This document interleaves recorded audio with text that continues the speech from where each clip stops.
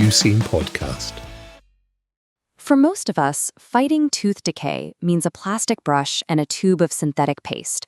We assume that complex, factory-made chemicals are the only reliable way to protect our teeth from cavities. But millions of people worldwide bypass the pharmacy aisle entirely. Instead, they rely on a simple branch, the Miswak chewing stick, for their daily oral hygiene. Across the Middle East, Africa, and Asia, this botanical tool is deeply woven into daily life. It is a staple of local commerce, sold fresh in bustling markets and carried in pockets to be used throughout the day. The physical application is incredibly straightforward. You chew the end of the stick until the wood splinters into fine bristles, and then you sweep those natural fibers directly over the teeth to scrub away the day's buildup. That specific, stubborn buildup on the teeth is called plaque. It is a tough biofilm of bacteria that clings to the enamel and secretes the highly corrosive acids responsible for global tooth decay.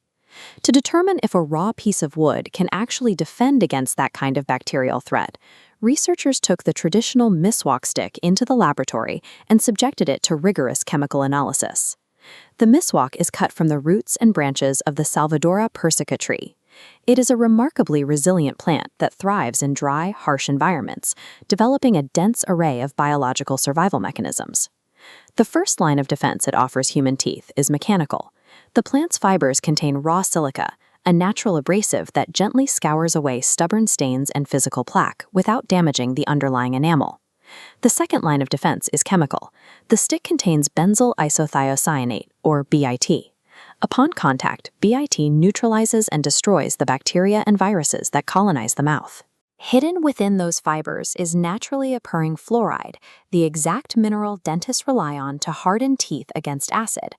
The plant's bark also secretes elemental calcium and phosphorus.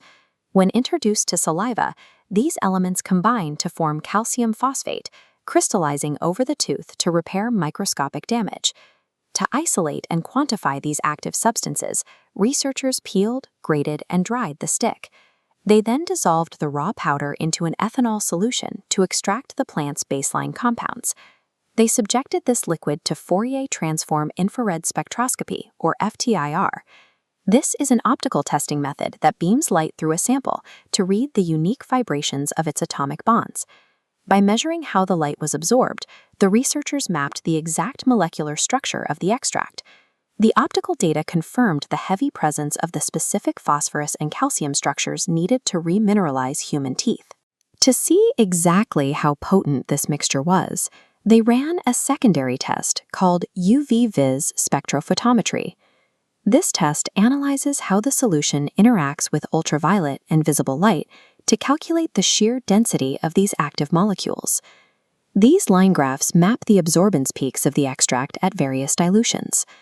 The data confirms that even at extremely high dilutions, the original Miswak held an immensely concentrated payload of active defensive compounds. These precise optical measurements pull the Miswak out of the realm of cultural folk remedy. The spectroscopy data proves it operates as a highly effective, empirically measurable pharmacological agent. Knowing the chemicals are present is one thing, but testing their real-world efficacy requires a physical trial.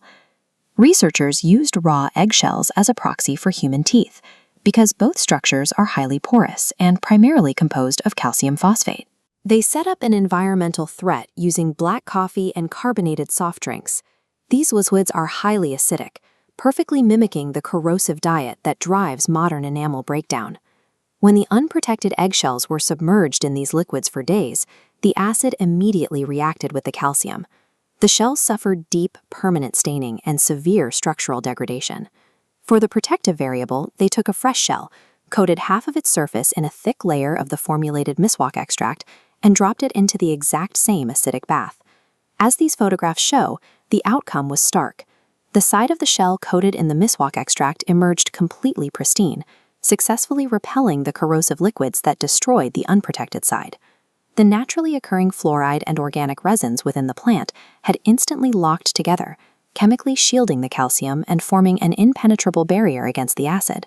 Synthetic toothpastes require massive chemical processing facilities, global supply chains, and high retail markups. The chewing stick is pulled directly from the earth, widely available and sold for pennies.